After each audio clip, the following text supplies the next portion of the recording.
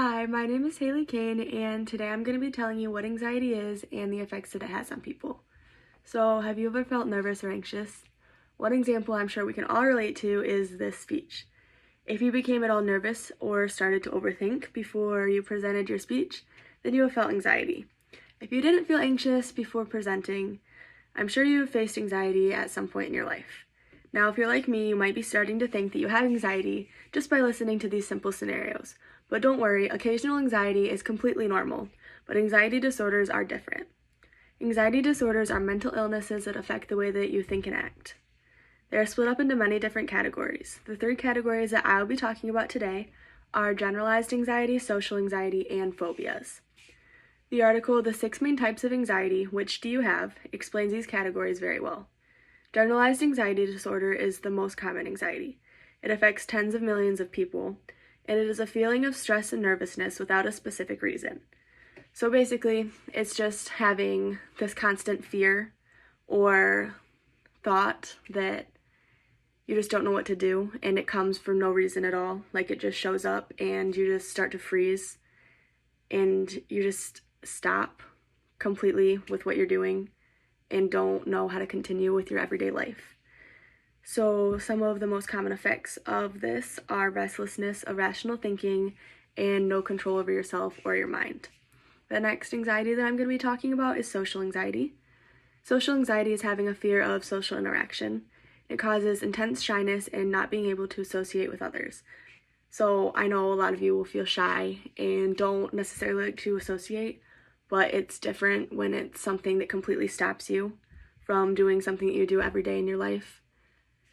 And it makes you feel like you're constantly being judged, watched, or even avoided by people that surround you. And it just gives you a constant thought of feeling that you're going to embarrass yourself or do something dumb that makes them think that you're less of a person. And the most common effects of this are feeling lost in unfamiliar situations, obsession of being watched, judged by others, and severe fear of public speaking. And it basically just makes you not want to attend anything that has to do with a lot of people. And it often results in like skipping school or work or practice or just anything that involves people. And the more people, the worse it is. And you just have this feeling of everybody's looking at you and everybody is judging you at what you're doing, and you just want to get out of it, and there's nothing you can do. They might not even be looking at you, it's just all in your head, but that's what anxiety does to you.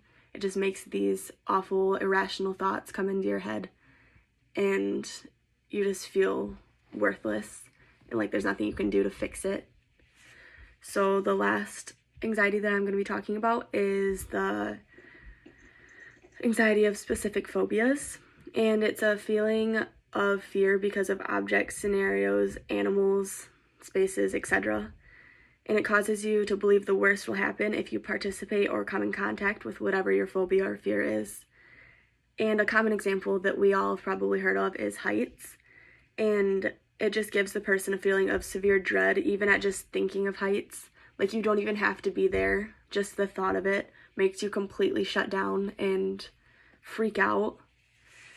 And the most common effects of this is terror when confronted with your phobia, not being able to control your fear, even though you know it's irrational. It just happens in your head and you can't get it out, and doing whatever possible to avoid the situation or object. And keep in mind, I just gave you a brief definition of only a few of anxieties, and only a trained professional can really give you a true diagnosis. But on the upside of all of this, there is a lot of help to treat anxiety, since it is basically seen in so many people. It's such a common thing. And treatment can be as simple as just understanding your anxiety and what it includes and how to help yourself, to having to take medication to calm yourself and help the part of your body that needs to have an extra boost. And coping mechanisms can be very simple, but also very effective. So something that helps to calm me down when I'm starting to feel anxious is the sense of touch. And it can even be like as simple as touching my nails. Like, if I start to feel anxious or nervous, or I just start to overthink something, I just start to touch my nails and I can feel that, and just that sense of getting out of my head and thinking of something else just helps to distract me and just get me away from those thoughts just for a brief moment of time. And sometimes that's all you need, is just a couple seconds of getting away from that. But something that can like help for a longer period of time is like an animal. Like I have my little dog, and he just loves to go on runs, and he's very lovable. Like I said, touch is something that helps me.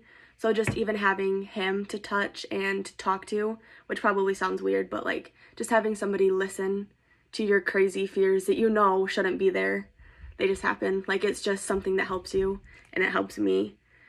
So just having that simple distraction from my thoughts that are going on can help to calm you down and get away from your anxiety just for even a couple minutes, and then it usually will start to go away.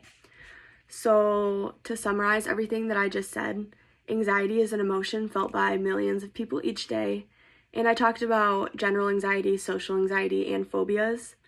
So now that you have a better idea of what anxiety is, do you notice it in your everyday life?